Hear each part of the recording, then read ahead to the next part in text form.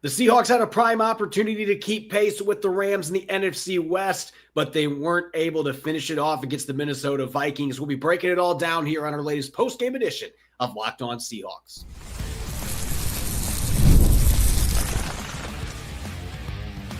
You are Locked On Seahawks, your daily Seattle Seahawks podcast, part of the Locked On Podcast Network, your team every day.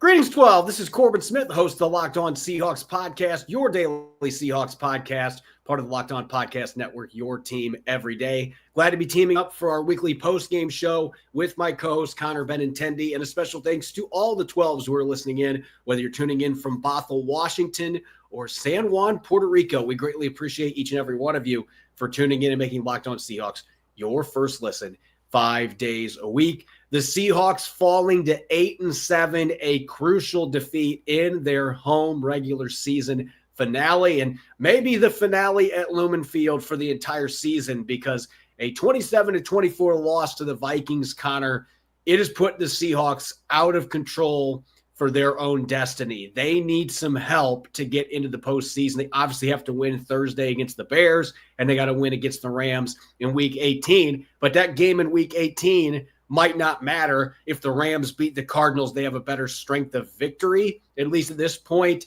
it's pretty slim pickings that the Seahawks will win that game on Thursday and the Rams win, and that Week 18 game actually has any importance, which is crazy to think, but that is how crucial this game was. Seattle had chances, and they just couldn't finish it off today at Lumen Field. Yeah, we talked about it last week, Corbin, how the Packers game was just the word, at least I was throwing around, I think you agreed with it was just disappointing. But then you have a second NFC, honestly, title contender at this point come into Lumen Field and beat the Seahawks again. And this one was close, which makes it disappointing for fans whenever there's opportunities there for Seattle to pull out a win. But disappointing isn't the word that comes to mind, because I think at this point, Corbin, you just have a Seahawks team that continues to shoot themselves in the foot in these big games over and over again. You're turning the ball over when the other team doesn't, against a really good football team that wins a lot of one-score games. You have 5 offensive pre-snap penalties in Week 16 at home, of all things. I mean, you just cannot be having that this late in the season. You have the defensive penalties that extend drives for the Vikings, give them second opportunities. 2 huge defensive penalties in this game, Corbin.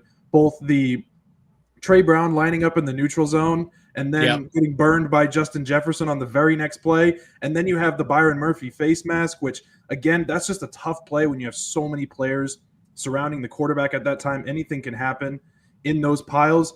But then that's a potential 3rd and 18 that becomes a 1st and 10. And again, on the very next play, you have a busted coverage. Justin Jefferson gets in the end zone. There's just so many things that you can look back on in this game and say, if this one thing goes differently, in addition to the offensive play calling, we may have had a completely different outcome. Yeah, we'll leave the offensive play calling maybe for a little later in the show, because I have a feeling that there's going to be some spicy takes on that front. But as you mentioned, this is just another game against a quality opponent, a top-tier opponent, that the Seahawks had opportunities to win this game, and they just kept hurting themselves. So many self-inflicted mistakes. You can look at Geno Smith's interception that he threw in the second quarter. Now, they only got a field goal out of that, but guess what you lost by? You lost by 3 points. And so that loomed large, that decision there. Then you add in the 2 penalties you mentioned. On that first one that Trey Brown was called for being in the neutral zone, I don't know that the last time that I heard a corner on the outside got called for that. That's a crazy penalty for a boundary corner to draw. But Derek Hall got a sack on that 3rd down play. The Vikings would have had to kick a field goal there, and instead they get a second shot on 3rd down. You can't give average teams redos on a 3rd down in the red zone, let alone a 12-2 team that's got a top 10 offense. You can't give them another shot. What happens? Sam Darnold goes right to Justin Jefferson against who? Trey Brown. So Brown not only gets that penalty, but he also gives up the 14-yard touchdown. So you turn 3 into 7. You lost by 3. Think how big that sequence would have been if they would have been able to hold them there. And then the Byron Murphy face mask. That one I'm a little bit more forgiving on, because he said so hard when you're in all that traffic. I'm sure he wasn't trying to grab for Sam Darnold's face mask, but that's just the way that it went. And that turns that 3rd and 18 and maybe a good chance to get a 4th down stop a couple plays later and just end the game there. And instead, you give up the long touchdown where Julian Love wasn't able to get over from his cover 2 spot, wasn't able to get to Justin Jefferson. He gets the long touchdown. So they just continue to hurt themselves with mistakes. You can look at the couple of interceptions for Geno Smith. You can look at some questionable play calls, but those pre-snap penalties, you name it. This is a game, when you look at a loss, you try to look at how a team played in defeat. And when you lose by 3 to a team that's 12-2, it's easy to sit here and say, well, they gave a valiant effort. And they did. They fought. They played hard. But in week 16, you shouldn't be having these pre-snap procedural penalties. You shouldn't be having some of these other penalties that are cropping up at this stage of the season. And that's the difference between being a 500 team and competing for the number 1 seed in the NFC, is those self-inflicted mistakes. The Seahawks just made a lot more than the Vikings did. And that's really the difference in this game in a nutshell. Yeah, I think talent-wise, Corbin, we've examined it all season after every game, win or loss. And I think one of the common themes has been that this offense and this defense, they have – I mean, maybe not on the offensive line. There's obviously some big holes, but the talent level is there to be a playoff team. They just never ironed out a lot of these inconsistencies that have plagued them all season long. And if you committed these errors in a playoff game, Corbin, you're not going to win that game either. So it's difficult to sit here and say, okay, this is potentially a playoff team that we're watching, but they're committing all these mistakes that playoff teams just don't make. Minnesota does not commit the turnovers that Seattle's committing. They take the ball away more than Seattle does. They do all the things that playoff teams do. And I think whenever this season ends, whether or not Seattle's in the postseason or not, there's going to be a lot of tough conversations as to why these things are happening. What is happening in practice? What is happening in the daily routine of this football team that is making it so that these things are not getting cleaned up? And I know this is a bit of a tangent off of the game, but it's just difficult now when you see the playoff hopes particularly start to be so slim, especially with the Commanders essentially locking up most likely a wild card spot with their upset win over the Eagles today, and essentially knocking out any chance of Seattle not winning the division and still getting in a wild card spot. It's difficult because they were in control of their own destiny 2 weeks ago, and they couldn't step up and beat the teams that are leading the NFC, and that just goes to show that maybe they're right where they're supposed to be right now. Yep, I think that's really the moral of the story here. And this game played out about how I thought it was going to. I picked the Seahawks to win this game, but the game played out the way that I thought it was going to, other than the final score.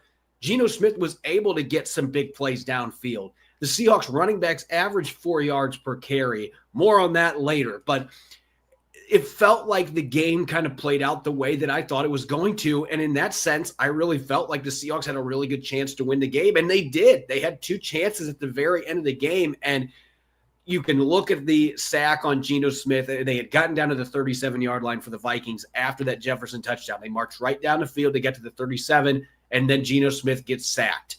And it drives them back, and eventually Jason Myers has to kick a 60-yarder in the rain. It just was not going to go through the uprights. It fell well short. Then the next drive, I don't know, Mike McDonald was not willing to say that the route was bad. I thought DK Metcalf ran a poor route on the last interception that Geno Smith threw. That's just my 10 cents. I'll have to watch when the All-22 comes out, but you made 2 critical mistakes there with taking the sack and then the interception.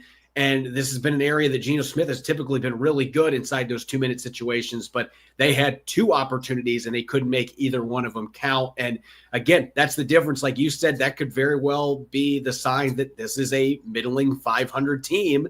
Minnesota and Green Bay a week ago, they can do the things that the really good teams do, and those teams win more football games as a result. So it kind of was a microcosm of the way this season's played out. Every time the Seahawks have played one of these upper echelon teams, they just haven't been able to quite rise to the occasion, and they've made too many mistakes. When we come back, we are going to switch gears to our game balls. There were still plenty of standouts that deserve some shouting out from this defeat. We'll get to that on offense, defense, special teams coming up next year on our post-game show here on Locked On Seahawks.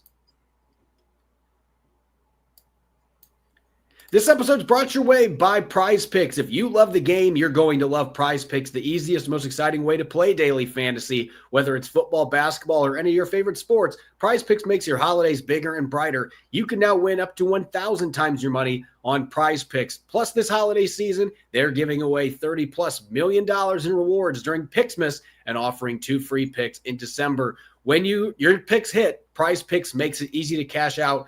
You can get your money in as fast as 15 minutes. This week, I had Jared Goff for more than 230 passing yards and Saquon Barkley for more than 1 touchdown. I was able to get both those. It's quick, simple, and so much fun to challenge myself and my friends. Download the Prize Picks app today and use the code LOCKEDONNFL to get $50 instantly after your first $5 lineup. That's right, $50 instantly when you play just $5. Prize Picks, run your game.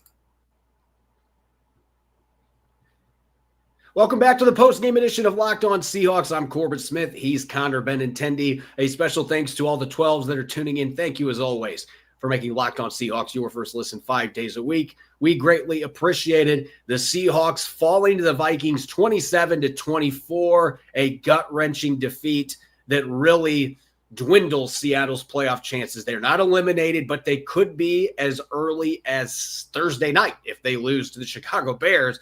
It would put them into a difficult spot. They wouldn't be mathematically eliminated, but all that the Rams need to do is beat the Cardinals. And even if the Seahawks win, that could be enough for the Rams to clinch the NFC West. So obviously not the ideal result here for the Seahawks, who now no longer control their own destiny. With that being said, there were still plenty of players who had strong performances today. Let's hand out our game balls for Week 16. Connor, let's start on the offensive side of the football. Seattle did put up 24 points today against a Viking defense that had given up 17 or fewer 8 times this year. So they did put points on the board against a really good defense.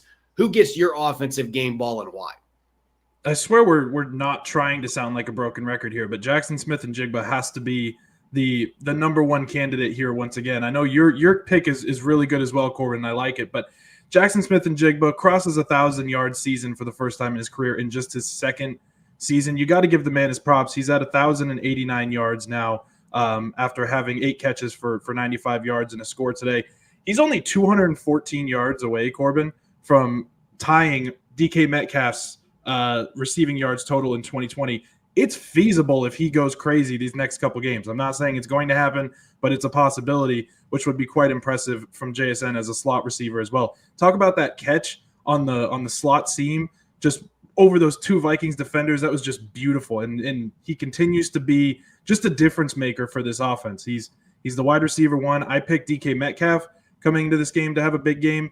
For a time, it looked like DK was going to be having a big game. And then I agree with you on that route at the end of the game. There was a couple opportunities that Metcalf just, I think, ran lazy routes. And I think it's unfortunate because JSN has really just taken over as the main producing wide receiver in this offense, which is a positive to some degree, but it's also kind of a where's DK Metcalf situation. So Jackson Smith-Njigba, once again, he's got to be my game ball.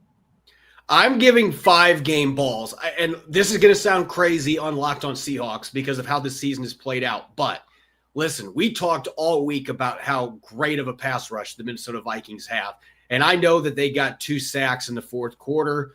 Look, they were going to get theirs eventually, but the Seahawks dropped back to throw 45 times in this game. Again, more on that later, but dropped back 45 times. Geno Smith was hit 6 times and sacked twice against this blitz-heavy defense coached by Brian Flores. I'm giving the offensive line game balls. I thought they did a phenomenal job for 98% of this game. And even you could argue one of those sacks, it really was a coverage sack more than it was the offensive line getting beat. They did a great job picking up stunts. They did a really good job of picking up extra rushers. The running backs and tight ends were involved in that. But I just thought the offensive line did a fantastic job of keeping Geno Smith clean. And that's one of the reasons he threw for 312 yards and 3 touchdowns in this game, is the pass protection held up against this hyper-aggressive defense. So, look, I'm not going to single out any individual. Maybe when I do my grades in a day or two, there might be a guy that really stands out. But I thought that entire group, aside from the false start penalties, I thought they played really well in pass protection. and did a great job of protecting Geno Smith all afternoon long. Let's go to the defensive side of the football now. Seattle started off rough again, but you hold Minnesota to 20. Really, you feel like it should have been 20 points with the way that last scoring drive ended up unfolding, the penalties, but there still were a lot of really good moments for Seattle's defense against a top 10 Vikings offense. Yeah, and Jarran Reed has to be the pick here for me, at least, Corbin. It just what I love is when Jarran Reed just pops up randomly. Like, he's not always a difference maker every single game. He's not doing a Leonard Williams every single time Seattle steps on the football field. But Jarran Reed just continues to be that savvy veteran who you can tell that he's helping the guys in the locker room. He's building up guys like Byron Murphy, being a mentor. And then every now and again, Jarran Reed just pops up and has himself a hell of a game. Today he has 4 tackles, 1 sack, a batted pass, 2 quarterback hits. You just felt him all throughout the game. And that batted pass was huge too, because that was about to be a wide open receiver who had a lot of green grass in front of him that Jarran Reed got his big paw up in front of. So you just love it when that happens, because you know that he's putting more of the work in practice and in the locker room. And, sometimes he pops up again and decides to say, hey, look, guys, I'm still here. I'm still an effective contributing veteran. I'm going to go with Derek Hall, and this might surprise some 12s out there, considering that his stat line wasn't overly impressive, and the sack that he got that actually counted was late in the game on the final offensive drive for the Vikings, with the kneels not being included, and Sam Darnold just slid to the ground. And so some are going to say, well, why are you giving him that? Because he should have had 2 sacks in this game because of that one that was wiped out by Trey Brown. I thought he was very active today going after Sam Darnold. There were a couple other times that his pressure led to sacks for other guys on the team. He was crashing down on Darnold when Jarran Reed got his sack. I just felt like this guy was incredibly active today. And so I think he deserves a lot of credit, especially when he had some bad luck that impacted his box score stats. He should have had multiple sacks in this game, multiple quarterback hits. He was a menace. The Vikings had a tough time blocking him, and he also made some good plays in the run later in the game after Minnesota got off to a kind of a quick start with that. And on special teams, I think there were actually a couple candidates that were worthy here. I'm going to go with Jalen Darden just because he had a couple fantastic punt returns. Now, you can argue, why do you fair catch at the 7-yard line? I'm not somebody that's going to argue against that. I'd rather have the ball at the 7 than to have it bounce and be down at the 2 or the 1-yard line. I'm okay with that. But he had a couple really nice punt returns today where you could see the vision, you can see the smooth catching ability, which we had to deal with D. Williams and Laviska Shenault not doing that earlier this year. And so it was refreshing to see that. But he had a couple impactful returns, and I think you're seeing how big of a pickup that's been for Seattle here late in the season. Yeah, we're doubling up on return men today, which maybe is a little bit of a refresher after we've had some days with Michael Dixon, Jason Myers, whatever it is. Today was not a good day for Jason Myers, obviously missing the 60-yard field goal. It's not like that's an easy chip shot. But, yeah, I'm going with Kenny McIntosh on this one, Corbin. 30.3 average return yards today on kick returns. He looks like a really natural returner the longer we continue to see him do it. He had a couple nice runs on offense today as well, but the 36-yard kickoff return that he had was really nice, especially because he had to weave through some traffic, create a little bit of space on his own. I think they really found something there with Kenny McIntosh returning kicks. Maybe they didn't even need to pick up Darden and could have just had Kenny McIntosh do punts, but I know you kind of need 2 guys that you can rely on in that space. But still, Kenny McIntosh continuing to come on as a pretty solid kick returner for the Seahawks. And I don't know that McIntosh had much experience at any returning punts. It is different. I mean, the way the ball spins and stuff is different coming off a punter's foot. So it is kind of a unique returner compared to kick returns. So I can understand why they want somebody like Darden that's done a lot of it in the NFL. Let's transition now to our weekly stock watch, 3 up, 3 down. And again, in a game like this, it was tightly contested. There were a lot of players that didn't get game balls who still played pretty darn well. I want to talk about a player that at this point, look, Noah Fant made some nice plays today. Farrell Brown had a beautiful catch. That was maybe the first time I've seen him really have an impact in the passing game. But A.J. Barner with his 3rd touchdown, you want to talk about a guy that is making a case for being the most consistent, maybe aside from Byron Murphy, the most consistent rookie that has contributed all year long for the Seahawks. And I think you're seeing a potential number 1 tight end that is developing there because he's been way better in pass catching than I think anybody anticipated. That was a heck of a grab that he made in the back of the end zone and getting both of his feet down in bounds. That gave the Seahawks the lead for a few minutes. The only time they had the lead the entire game. He had another catch that he bowled over a couple guys on the sideline. And we're seeing him make some blocks in the run game too. A.J. Barner's been a revelation to me, particularly with the pass catching, because I just was not expecting much from him there. And the fact that he's doing this now, I think he can mold himself into a really good all-around tight end in this league. Yeah, I agree. I think that at this point, we thought A.J. Barner was only going to be really a blocking sort of secondary or tertiary tight end on this team, Corbin. And now you're starting to see Barner just emerge as a legitimate every down tight end. And I think Grubb has used him pretty well overall. Like you said, 3 touchdown catches this year. That's about 3 more than I expected him to have this season. So really, really impressive as he continues to develop. And I think that for what a 4th-round pick is pretty impressive. So defensively, though, Corbin, we got to talk about Devin Witherspoon, because obviously the hit on Aaron Jones to force that incompletion, which was nearly a fumble, it's just a Devin Witherspoon move, and we see it every single week. He's not having a great season in the box score, but Devin Witherspoon is Devin Witherspoon. He is the heart and soul of that defense, and even if he's not making plays in the box score, you're seeing it as he flies around the field, and his energy, just incredible. Again, today, he was one of the lone bright spots on defense. Not that it was a terrible performance by the defense, obviously, but in terms of an individual performance, he was a standout. Just loved everything I see from Devin Witherspoon. There's a couple guys, obviously, that have been drafted these last couple of years, without naming names, who have been up and down throughout this season. And Devin Witherspoon just continues to be that guy who is the same guy every single week. And then you can look at a player that went undrafted and wasn't even on the Seahawks roster until signing with the practice squad. Josh Jobs had a few bumps in the road in recent weeks, but I thought number 29 played fantastic football today. He had an awesome pass breakup early in the game against Jordan Addison, where he knocked the ball out of his hands and it forced a punt. He had a big hit on a screenplay that knocked down Justin Jefferson for, I think it was a 1-yard gain, just wrapped him up and knocked him right to the ground. And I don't remember any of the big plays Minnesota hit today. It felt like Reek Woolen and Trey Brown were on the receiving end on most of those. I don't remember Josh Jobe giving up a big catch in this entire game. I thought he was sticky in coverage. Sam Darnold wasn't even trying to throw at him very often, and then he was making nice tackles. Josh Jobe continues to be a revelation. And the fact that he continues to get all the snaps, and you're still seeing, Reek Woolen didn't start this game for breaking team rules, according to Mike McDonald. So who knows what was happening on that front, but you've got Josh Jobe, who has been a beacon of consistency since he came into the starting lineup. And I think he's playing into a role on this football team in 2025 with the way that he's playing.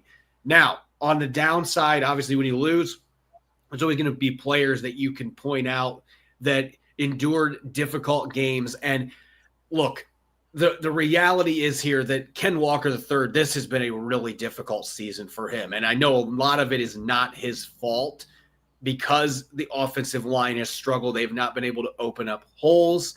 He had a couple nice runs today that were called back by holds. One of them, I don't know how they called that a hold, but I'll digress there. I thought Pharaoh Brown just pancaked a dude, is what it looked like to me. But Ken Walker III going down with an ankle injury towards the end of the game. Now, the 3rd time this year he's had a somewhat significant injury, and we don't know how severe this one is. He was getting some testing and imaging done this evening. So we don't know where he stands. I would think it's really unlikely he's playing against the Bears on Thursday with such a quick turnaround after exiting this game. But there were still a few runs. It felt like just stick your cleats in the turf, just go get your yardage. And there were a couple times in the passing game, he caught 8 passes, but it was only for 28 yards. And it felt like he left yards on the field because he's trying to hit home runs all the time.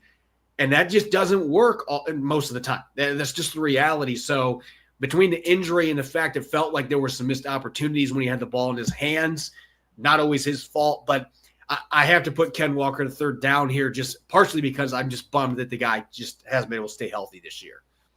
Yeah, it is. It's unfortunate. The health thing is one thing, Corbin, that obviously we have to factor into the fact that he only has 1 season left before his rookie contract's up. You're going to have to make a decision about what you want to do at the running back spot when you have a really talented player like Zach Charbonnet behind him. And this kind of ties into the next person on the down here, Corbin, which is obviously Ryan Grubb and the decision-making with the run game and everything else like that. Zach Charbonnet with 1 carry, and that was only after Walker exited the game with the ankle injury. it makes no sense to me that Zach Charbonnet, who's had so much success, not necessarily last week, but the week before that, and just continuing to be really, in my opinion, the more effective running back in this offense when he's on the field, does not see the ball. And it's crazy to me because you have these two talented backs and you can't seem to maximize either one of them as an offensive coordinator. And it's unfortunate because before we know it, they're not going to have this much talent at their disposal, which is just the way that the NFL works. In terms of Walker, you're right, Corbin. There's just some plays that you're looking at it and they're like the whole line is blocking to the left. Ken Walker goes to the left, and then before you know it, he puts his foot in the ground, tries to cut back right, and he gets tackled for a 1 or 2 yard loss. It's brutal because if he just follows his blocks like we've seen Zach Charbonnet do, sometimes there's that teeny little hole that he can squeak through, and you can't always blame the offensive line when stuff like that doesn't work out. So it's tough to be critical of him because, as we know, Kenneth Walker has been very, very good in the past. He's an extremely talented player. It just seems like things are just not clicking for him even when he is on the field. Yeah, it's been unfortunate. And leaning on the Ryan Grubb commentary, and I've kind of hinted at it all episode that, well, we'll talk more about this, but it is extremely I'm trying to think of the word here. Is it perturbing? The fact that you dropped back almost 80% of the plays in the first half when your running backs were averaging 4+ yards per carry. It's not like the Seahawks weren't running the ball effectively. They were getting some decent runs. The problem is you can't go into halftime and say, well, it isn't working out for us when you have given the ball to your running backs 5 times. And that's what happened. Geno Smith dropped back to throw 17 times, and they had 5 run plays. It wasn't much different in the second half. Geno Smith ended the game with 43 pass attempts. Okay, he had 28 dropbacks in the second half because 2 of those he didn't attempt to pass. He got sacked on, and you finished with 14 carries for your running backs. So you're looking at 9 carries for the running backs the entire second half compared to 28 dropbacks in a close game. And I think the thing that bothered me the most was towards the end of the game, after the completions to Noah Fant and Kenny McIntosh, you got the Seahawks down to the Vikings 37-yard line. You're down by 3. You've got 3+ minutes on the clock. Try to eat some of that clock a little bit. Run the football and force the Vikings to maybe have to eat some timeouts, because if you get good yardage on those, Minnesota's going to start panicking like, oh, they're not going for a field goal. They're trying to win the game. And we got to keep some clock on the scoreboard. I did not like the approach there of just like, well, let's just keep dropping back with 4 wide and slinging it. You put your quarterback in a really bad spot. I think you could have slowed down that rush some if you ran the football. And I look at it from a clock management standpoint too. I think Mike McDonald's really frustrated about it. I could keep hammering home these ideas, but the fact that you're looking at an almost 80% pass rate, that just doesn't win in the NFL. It doesn't. And I think if Seattle would have been a little bit more willing to run the ball and stuck with it a little bit more, I think Seattle wins this football game. I think that was one of the big differences. Yeah, and last thing I'm going to say on it, Corbin, is look at, obviously the red zone and short yardage situations have been horrendous in most games this season. But then you also look at right after the fake punt, Corbin, where Julian Love gets that wild opportunity to pick up that first down. And then you get 5 free yards from a defensive penalty by the Vikings. You have 1st and 5, and he immediately throws a slow developing screenplay to Kenneth Walker that loses 6 yards. And then at the end of that drive, you're minus 12 yards, not for the whole drive, but after you pick up that first down after the fake punt, they go backwards 12 yards because he refused to run the football.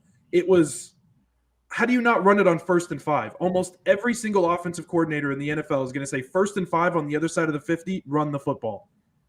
I have no. Or they're not going to run a slow developing screen there, most likely. Yeah, or that.